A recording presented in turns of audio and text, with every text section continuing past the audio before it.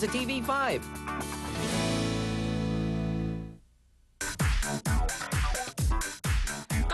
Nakita natin ang party pool na kung saan kinuna ng controversial na eksena sa prenuptial video ni na Maggie Wilson at Victor Consui. Ngayon, masisilip naman natin ang kanilang bedroom. Bongga ba? Our bedroom, it was designed specifically para parang sanctuary. Parang, you know, after a hard day's work, you come home to relax. Bongga rin ang kanilang wedding na ginanap sa Misibis Bay, Albay. Well, sabi nga nila, pag umulan, malaking blessing daw yan. Yung wedding namin, it couldn't have been written better. Para siyang movie. Pag iniisip ko siya, now, syempre nung time na yun, parang, oh my God, sobrang stress ako na parang, baka umulan, baka mabasa yung mga guests ko. But at the same time, yung pinaka-beautiful doon sa wedding yun, kahit na umulan, nag-stay lahat ng guests namin and tinapos namin yung buong wedding. It was such a beautiful wedding that even the heavens cried for us. Mistulang eksena sa pelikula ang kanilang wedding. Yun ba ang tinatawag na bridal shower? And speaking of shower, let's get wet naman sa kanilang bathroom! Nakita niyo, laki-laki ng tub namin.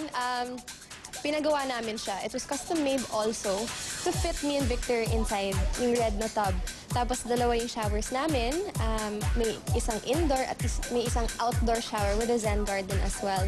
Tapos syempre, his and her sinks. May sarili kaming sinks, you know, for whatever. From bathroom, tuloy naman tayo sa kanilang walk-in closet. The walk-in closet na, you know, every girl dreams of. I wanted a closet na pwede akong, you know, I can hang out inside with my girlfriends.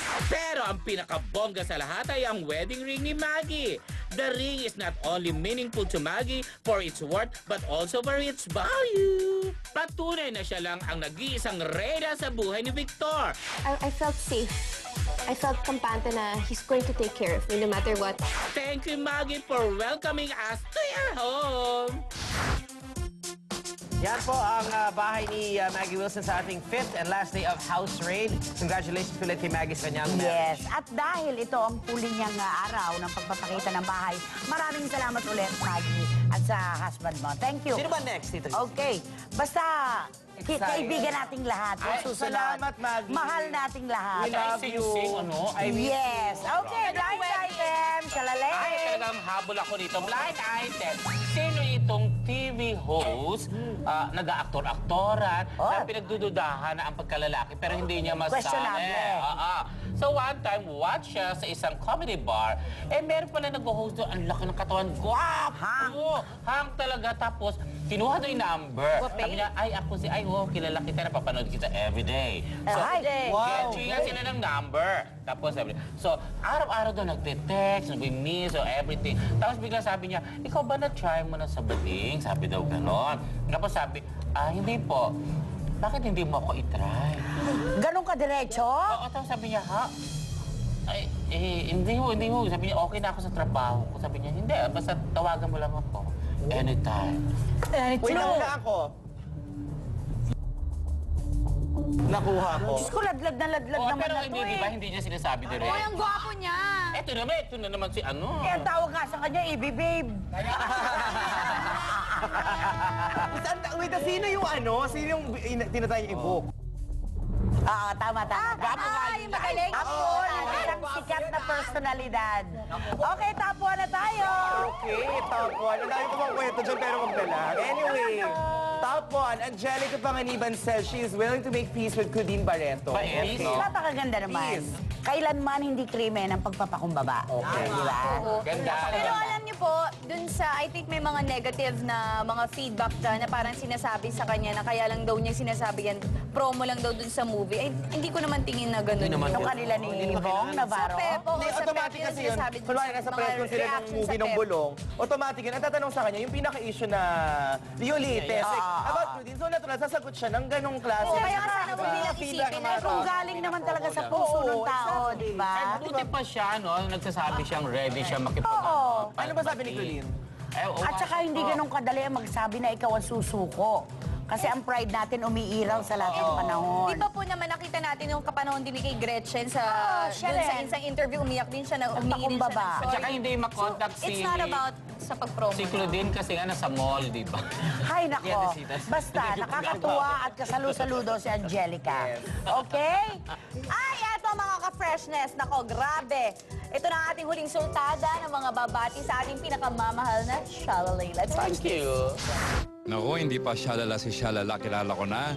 Actually, yung Shalala na word o natawag sa kanya, binigay ni Kuya Germs yan because that was the time na yung my darling Shalalala, yun, usong-uso. Pero si Kuya Germs, knowing him, minsan nagko-coin siya ng word na pag yun talagang katagalan, magiging identity mo, di ba?